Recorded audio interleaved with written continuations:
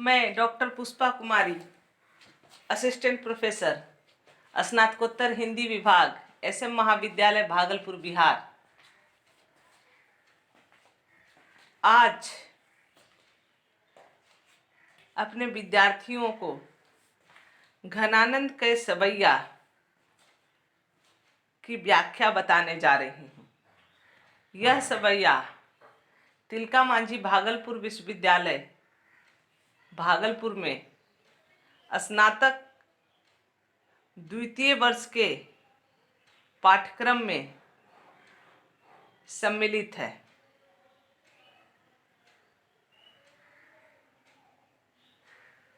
स्नातक द्वितीय वर्ष के हिंदी पाठ्यक्रम में सम्मिलित घनानंद की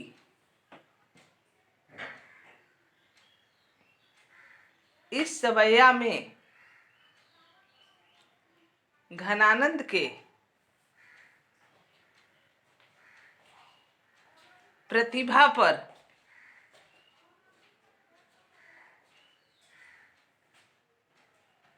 कुछ महत्वपूर्ण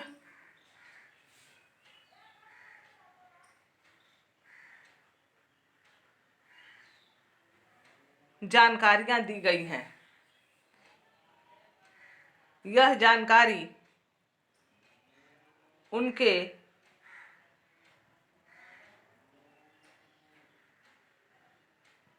प्रतिभा संपन्न होने की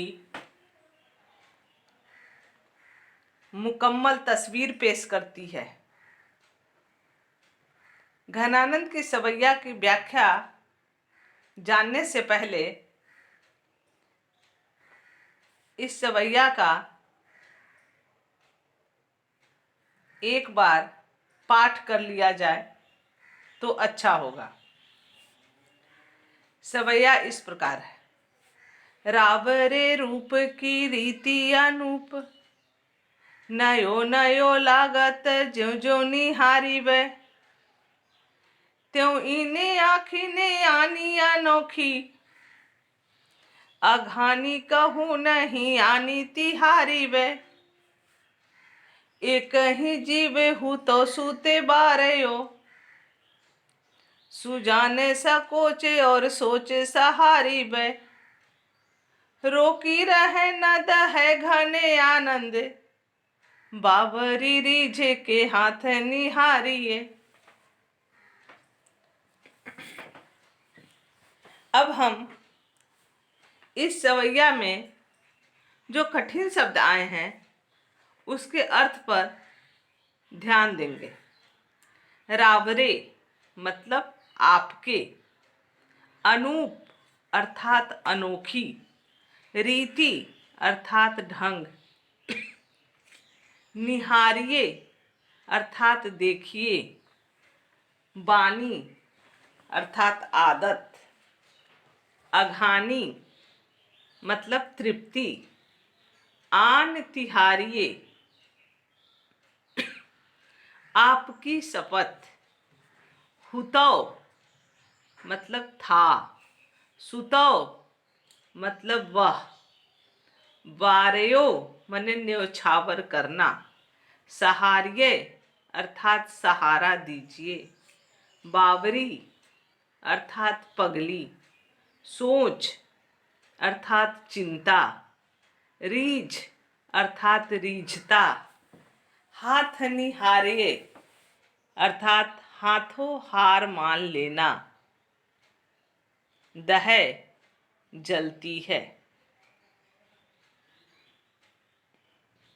बच्चों, आप सब जानते हैं कि व्याख्या लिखने के लिए सबसे पहले संदर्भ लिखना आवश्यक होता है और संदर्भ के रूप में इस सवैये में लिखा जा सकता है कि प्रस्तुत सवैया हमारे पाठ्य पुस्तक में रीतिकालीन कवि घनानंद की सवैये से उद्धृत है।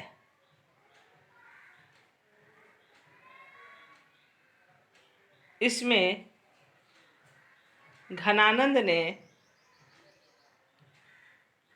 अपने ग्रंथ सुजान हित में जो सुजान दो अर्थों को लिए हुए है, एक घनश्याम श्री कृष्ण के लिए और एक घनानंद की प्रेमिका सुजान के लिए को इंगित करके सृजित किया गया है। प्रसंग। बच्चों, संदर्भ के बाद प्रसंग लिखा जाता है। प्रसंग यह है कि घनानंद द्वारा रचित सुजान हित से ली गई ये सवैया सुजान के प्रेम में उनके विरह से तपते हुए घनानंद द्वारा रचित है। इस सवैये में रीतिकालीन कवि घनानंद ने अपनी प्रेयसी सुजान के अपूर्व सौंदर्य की विलक्षणता का वर्णन किया है।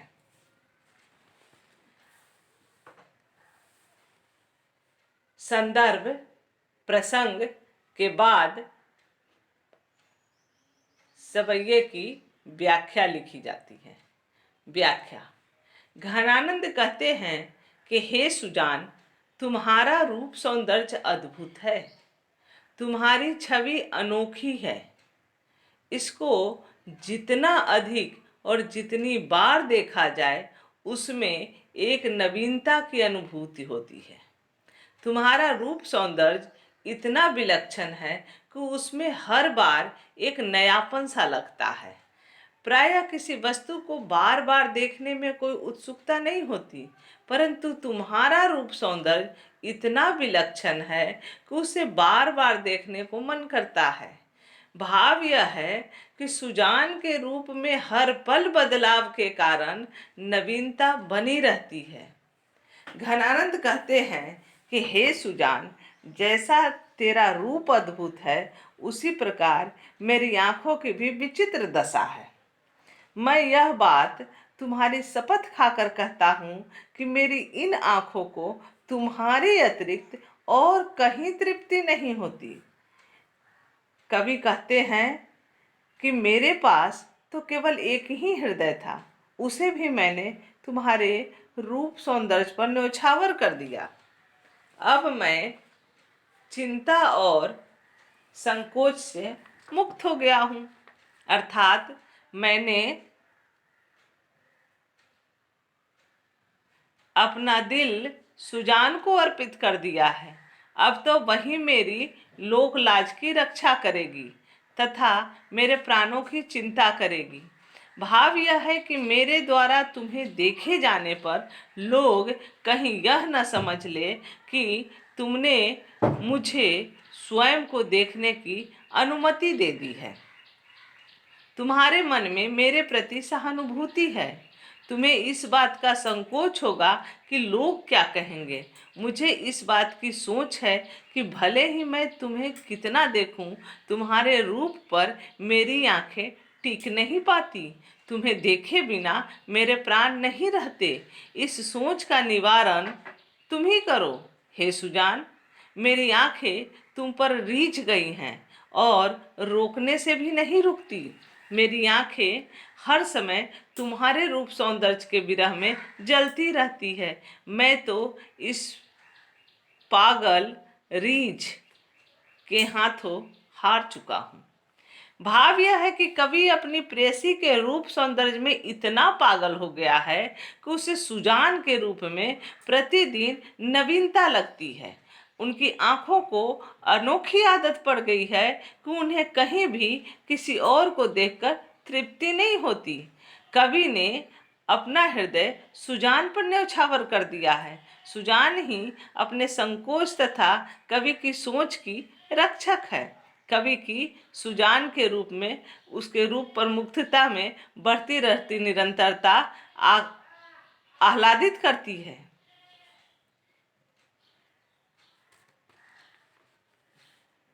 संदर्भ प्रसंग व्याख्या के बाद हम विशेष लिखते हैं। उसमें कविता में आए गए कुछ टिप्पणियों को उद्धृत किया जाता है। जैसे एक, इस सवैये में प्रेयसी के रूप सौंदर्य की नवीनता का वर्णन किया गया है। 2, यह सवैया छंद में लिखित है, भाषा लाक्षणिक है, ब्रजभाषा का माधुर्य है। नंबर 3, इसमें अनुप्रास, उदाहरण तथा विशेषोक्ति अलंकार का प्रयोग किया गया है। नंबर 4, भाषा माधुर्यपूर्ण, मुहावरेदार तथा प्रवाहमय है। हाथ निहारिए मतलब आपके हाथों हार गए हैं, मुहावरा है। धन्यवाद।